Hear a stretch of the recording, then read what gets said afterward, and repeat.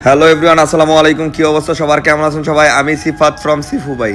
এই ব্যস্ততার শহর ঢাকা শহর ছাইরে আজকে আমরা যাইতেছি একটু ঘুরতে চিটাগাংয়ের দিকে। কিন্তু চিটাগাং শহরের দিকে যামু আমি আয় পড়ছি আবার একটু আগে আগে সেন্ট মার্টিন ট্রাভেলসে যামু, আগের থেকে টিকিট কাটা। কিন্তু আমার 3-4 ভাই এখনো পর্যন্ত আওয়ার কোনো খবর নাই। তারা আইসা বলতেছে রাস্তায় নাকি অনেক জ্যাম, এই ঢাকা শহরে আর থাকা যাইব না, তাড়াতাড়ি করে বের হইতে। এখন চিটাগাং শহর যায় একটু চিল করতে। তাগর লেগে এতক্ষণ অপেক্ষা করলাম, আর তারা আইসা এমন একটা ভাব ধরতেছে যে বাস তাগর লেগে অপেক্ষা করতেছিল। আসলে বাসটা যে আমরা দাঁড়া করায় রাখছি এটার তারা বুঝে নাই। তারপর আর কি সুন্দর করে বাসটার ভিতরে উঠে গেলাম। বাসে উঠার পরই তারা আম করে একটা করে পানির বোতল দিল। খুব ভালো একটা ট্রিটমেন্ট দিতেছিল, মনে হইতেছিল আমরা আসলে বিমানে যাইতেছি। আর এই টাইমটা কাটাইতেছিলাম আমি টুকটাক নাটক দেখা, কারণ সবাই সবার মতো করে ফোন চালাইতেছিল। আমার কাছে ফোন চালানোর মতো কোনো কিছু ছিল না, তাই নাটক দেখেই পার করতেছিলাম। এবং ঢাকার এই ব্যস্ত শহরটারে যখন ফ্লাইওভারের মধ্যে উঠলাম মনে হইলো যে বিদেশের কোনো রাস্তা দিয়ে আমি চিটাগাংয়ের পথে যাইতেছি। জায়গা সামনের দিকে যাওয়ার পরে তাজমহল হোটেলে একটু ব্রেক দিল, বাসটা থামলো, দেন আমরা ওইখানে কিছু নাস্তা করলাম। আর এইদিকে আয়াজ ভাই বাসার থেকে কিছু নাস্তা নিয়ে আইছে, যেটা কিনা মুরগির বিরিয়ানি ছিল। এবং মুরগির বিরিয়ানি দেখে সবাই খুব ভাব ধরে খাইতে নিছিল, কিন্তু দেখলো যে অল্প বিরিয়ানি সবার রইব না। তারপর আমরা সবাই মিলে একটু বৈশা টুকটাক আর কি নাস্তা করা যায় এটাই ভাবতেছিলাম, কারণ সন্ধ্যার সময় আমরা বাড়ি খাবার খাওয়া যাবো না, তাই রুটি আর চা নাস্তা এগুলাই নেওয়ার চিন্তা করতেছিলাম। দেন আমরা ওইখান থেকে খাওয়া দাওয়া শেষ করে তাহসিন ভাই আবার চিপস নিয়ে উঠছে বাসের মধ্যে। মানে এক কথায় আমরা খাইতেই যাচ্ছি, এমন একটা ফিল কাজ করতেছে।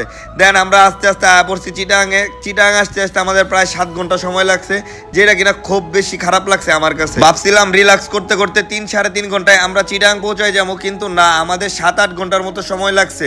এর কারণে আমরা সবাই অনেক বেশি টায়ার্ড ছিলাম। আর আমাদের রুম বুক করা ছিল চিটাগাংয়ের এলজিডি ভবনে। সেখানে ইস্তি ভাই সরকারিভাবে 2-1টা রুম নেয়, এবং এই রুমগুলোতেই হচ্ছে আমরা 3-4 দিন থাকবো চিটাগাংয়ে।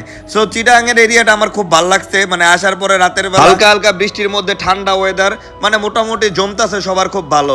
তারপর আমরা রুমের দিকে রওনা হইলাম, সবাই খুব টায়ার্ড, কারণ 4-5 ঘন্টা একটা জার্নি, এবং এর মধ্যে দিয়ে আবার বেড বাথ সব মিলায়া মোটামুটি প্যারা লাগতেছে আর কি। জাগা তারপর হচ্ছে আমরা রুমে আসি। রুমে আইসা তো সবাই খুব ডিসঅ্যাপয়েন্টেড, কারণ 2টা রুম সিঙ্গেল বেড, এবং সেখানে থাকতে হইব কিনা আমাদের 4 জনের।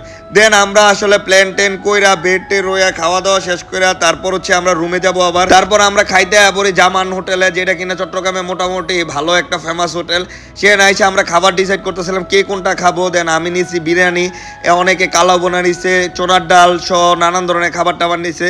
যাক, সবাই খাওয়া দাওয়া শেষ করে দেন ফিরনি, এখানের ফিরনিটা খুব বেশি মজা ছিল। এবং খাওয়া দাওয়া শেষ করে দেখলাম যে চরম লেভেলের বৃষ্টি পড়তেছে বাইরে, যার কারণে আমরা হোটেলেও যাইতে পারতেছি না। দেন এখানে একটু ওয়েদারটা উপভোগ করতেছিলাম, এবং দাঁড়ায় আমার ভাই ব্রাদারের লেগে অপেক্ষা করতেছিলাম, কারণ তারা অলরেডি অনেক অসুস্থ, তারা হসপিটালে গেছে ওষুধ টষুধ আনার। দেন ওরা সবাই আসলে আমরা সবাই মিলে হচ্ছে রুমে চলে যাই, এবং রুমে যাই হচ্ছে আমরা প্ল্যান করি কে কোথায় থাকবে।